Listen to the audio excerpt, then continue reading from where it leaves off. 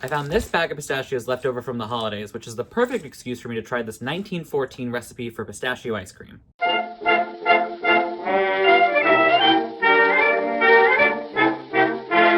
The recipe I'm referencing for this video comes from Mrs. Curtis's Cookbook by Isabel Gordon Curtis. Originally published in 1909, the edition I own is from 1914. Besides the pistachios, the recipe calls for a quart of cream, a quart of milk, 1.5 cups of sugar, and 1 dessert spoonful of pistachio extract. Okay, before we continue, let's establish what a dessert spoonful is. As a unit of culinary measure in the United States, a level dessert spoon equals 1/3 fluid ounce or 2 teaspoons. So the only thing I don't have on hand is pistachio extract, which I'm not entirely sure exists anymore. I mean, I'm sure it exists, but if it's readily available, I feel like everything that's pistachio flavored now is based in almond extract, which I guess I can use as a backup, but I would like to stick to the recipe if I can. So I'm gonna venture to Whole Foods.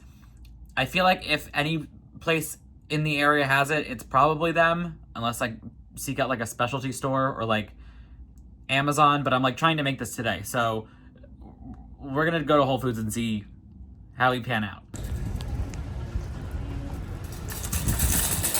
We struck out, no pistachio extract. We got almond, we're moving on. Okay, I'm back home. The only other the only other thing to work out is that it asks for a 1/4 pound of pistachios, and I don't have a scale. So I think I'm just gonna wing it. I think I'm gonna put in more than it probably calls for, which hopefully like is a good thing because I don't have the pistachio extract, I only have almond, so like I want more pistachio flavor, so I'm hoping more pistachios equals more flavor. We'll see how that goes.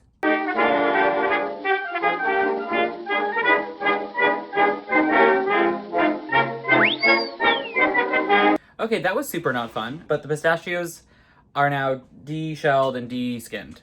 De-skinned. Ooh. So essentially the recipe is telling me to finally chop the pistachios and then rub it into a paste. So I think my general plan of attack is to chop them up, put them into like a big Ziploc, and then I have this thing, like it's like a little like dual-ended rolling pin.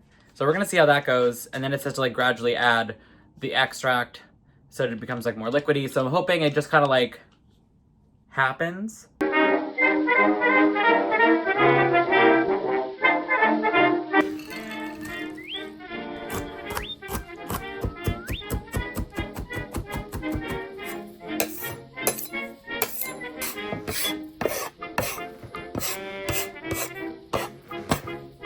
All right, that's looking pretty finely chopped to me. I mean, having nothing else to base it off of, this seems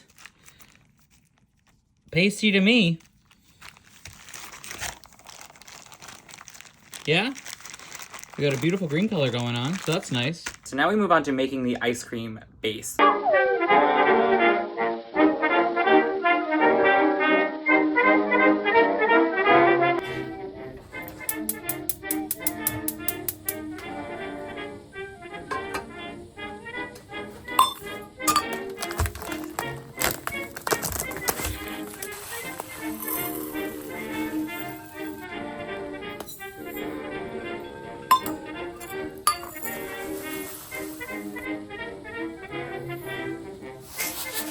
Alexa, how many cups are in a quart?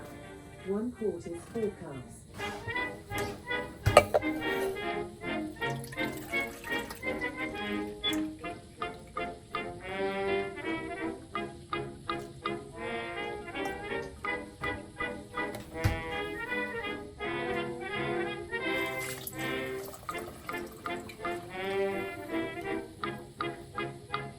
So while the base is cooling, I have to go back to the pistachio paste and start adding the cream to it. Same thing as kind of the extract, gradually at first, and you add the whole quart, and then we combine both liquids together once that cools down all the way. And then apparently you just pop it in the freezer and you're done. So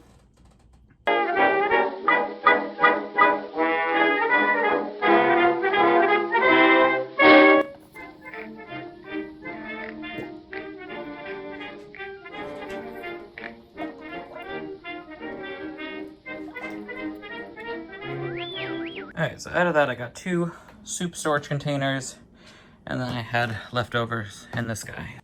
And now seemingly all I have to do is wait for it to freeze, so fingers crossed it's good! It is the next day. I, frankly, woke up and was too nervous to try it.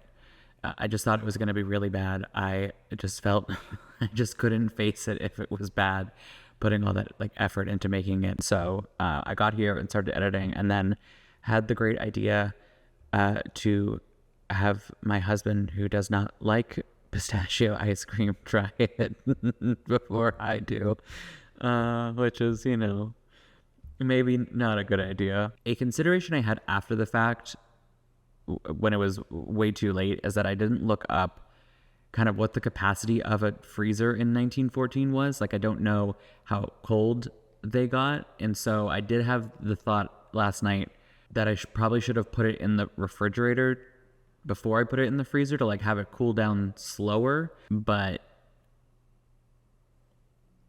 way too late for that now. So we'll see.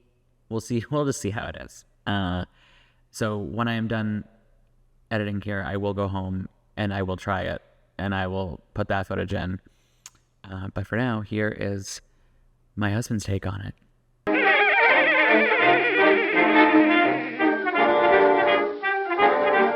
Okay, I don't really like pistachio ice cream, so I'll just say that as a preface. But I'm gonna try this. It looks like frozen pea soup. Can't wait. It looks so gnarly. Like, it looks crazy.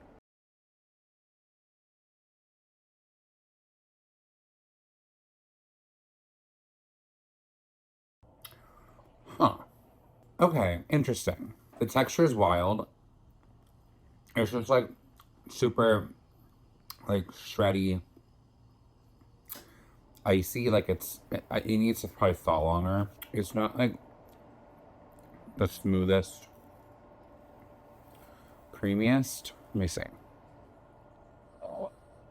Flavor wise, it's good. It's a perfect sweetness. It's not like super, super sweet. It definitely tastes like pistachio ice cream. I think it just needs to like sit out and melt a little bit. I think it's just still too icy. I think people who like pistachio ice cream would like it. I just don't. Okay, it's actually the next day. I am finally getting around to actually trying this. So I just took a walk around the neighborhood to get a coffee, and so I left it out because Troy was absolutely right. It was like frozen solid. So I left it out on the counter, and I think it is now in edible shape. So I'm gonna try it.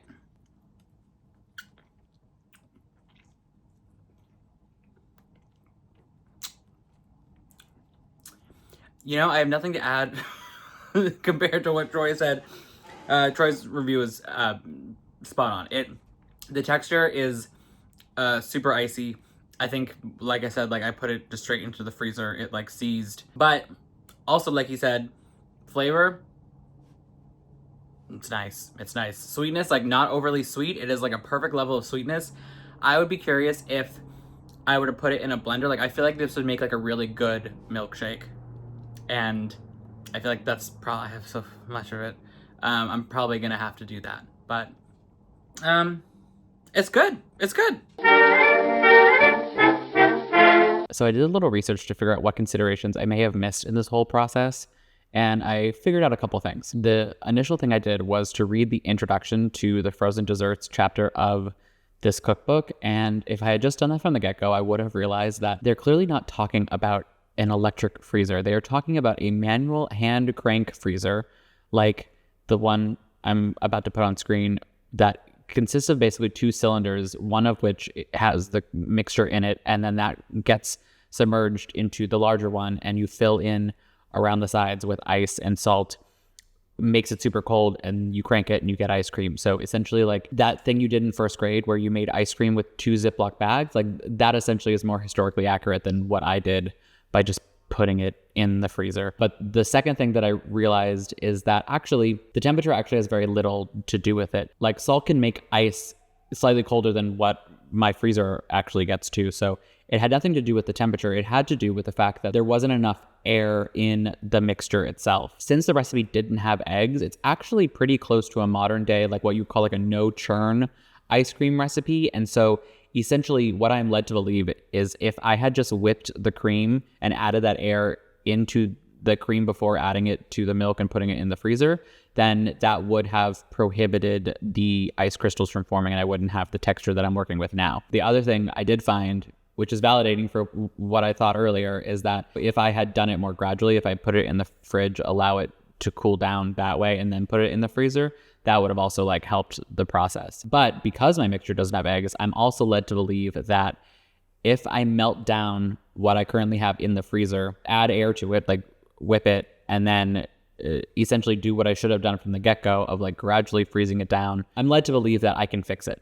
So I'll probably attempt to do that. I'm not going to show it here, but I think I will go home and attempt to do it because I just have so much of it, and I'm not going to eat it as is because while the flavor is good, the texture is just like not it. If it doesn't work, then, you know, I'll just milkshake territory away and it will be, it is what it is. Oh, and in terms of the pistachio extract, I also looked that up.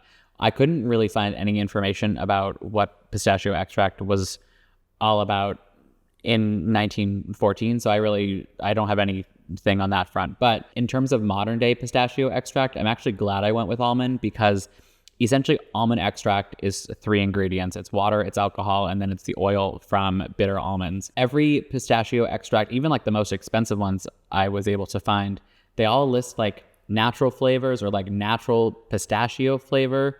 So like, I don't know what the hell is in pistachio extract. I'm happy I used almond extract because at least I know what's in that. So I have one more recipe from this specific cookbook that I wanted to try, and I bought the stuff to try. So I think I'm gonna do that. But I'm curious if anyone enjoyed watching this process, even if it was definitely not a tutorial and the end result was not great. But I don't know, for me, the joy of a project is very seldomly the outcome. Like, I think by the time I get to an outcome, I'm just like, huh, okay. And it's more the process of doing it. And, you know, hopefully I learned something. And I think I'm gonna do that other one, but let me know if you would like to see more. And I'll probably do it. I'll probably do it either way, but, you know, it would be nice if anyone wanted to watch it. So, until next time.